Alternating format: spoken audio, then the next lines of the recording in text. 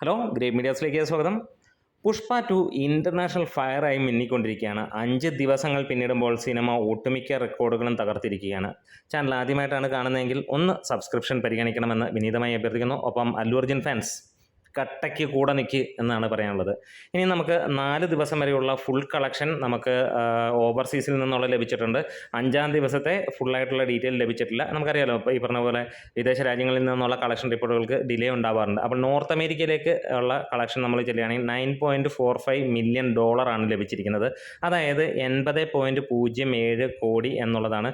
ഇതിൻ്റെ മുകളിലേക്കാണ് കളക്ഷൻ നിൽക്കുന്നത്. അതായത് ഏകദേശം ഒരു 85 കോടിക്ക് അടുത്തൊക്കെ ആയിട്ടുണ്ടാകാം എന്ന് തന്നെ പ്രതീക്ഷിക്കുകയാണ്. UK-യിൽ 1.1 മില്യൺ പൗണ്ടാണ് എത്തിയിരിക്കുന്നത്. 12 കോടിക്ക് മുകളിലാണ്. UAE GCC-യിൽ നിന്ന് $3.70 മില്യൺ, അതായത് 31.35 കോടി രൂപയാണ് UAE GCC-യിൽ നിന്ന് മാത്രമായിട്ട് പുഷ്പ നേടിയിരിക്കുന്നത്. ഇനി ഓസ്ട്രേലിയയിൽ നിന്നാണെങ്കിൽ ഓസ്ട്രേലിയൻ ഡോളർ $2.31 മില്യൺ ആണ്. അതായത് 12 കോടി 62 ലക്ഷം രൂപയാണ് സിനിമയ്ക്ക് വന്നിരിക്കുന്നത്. ന്യൂസിലാൻഡിൽ നിന്ന് അതേപോലെ തന്നെ നമുക്ക് കിട്ടിയിരിക്കുന്നത് 411K ന്യൂസിലാൻഡ് ഡോളർ, അതാണ് നമുക്ക് 2.04 ക്രോർ, അതായത് 2.04 കോടിയാണ്. സിംഗപ്പൂർ ഡോളർ 384K ആണ്, അതും 2.43 ലക്ഷം രൂപ തന്നെയാണ്. ഇതെല്ലാം 4 ദിവസം വരെയുള്ള കളക്ഷനാണ്. 5-ാമത്തെ ദിവസത്തെ കളക്ഷൻ ഇതുവരെ അപ്ഡേറ്റ് വന്നിട്ടില്ല എന്നുള്ളതാണ്. ഇതിൻ്റെ മുകളിലേക്കാണ് കളക്ഷൻ നിൽക്കുന്നത്.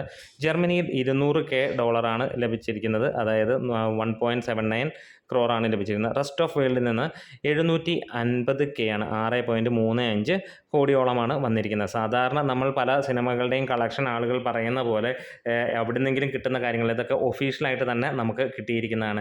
ഇവിടെ ഇപ്പോഴും നമുക്കറിയാം, കേരളത്തിൽ 100 കോടി പ്രീ ബുക്കിങ്ങിലൂടെ ലഭിച്ചു എന്ന് പറഞ്ഞ് പറ്റിക്കുന്ന ഒരുപാട് ഫാൻസുകാരുണ്ട്. അവരതിപ്പോഴും ചിലരൊക്കെ ഇപ്പോഴും വിശ്വസിച്ചുകൊണ്ടിരിക്കുന്നവരുണ്ട്. അവർക്കൊക്കെ മുന്നിലേക്ക് ഇങ്ങനെ ഒരു സാധനം വരുമ്പോൾ അവർ ഇതുമായിട്ടൊക്കെയാണ് കമ്പയർ ചെയ്യുന്നത്. അതായത് പുഷ്പ പോലെ ഒരു ഇൻ്റർനാഷണൽ ബ്രാൻഡുമായിട്ടൊക്കെയാണ് അവർ ആ ഒരു അങ്ങനെയുള്ള സിനിമകൾ ഇനി വരാനിരിക്കുന്ന സിനിമയും കമ്പയർ ചെയ്യുന്നത്.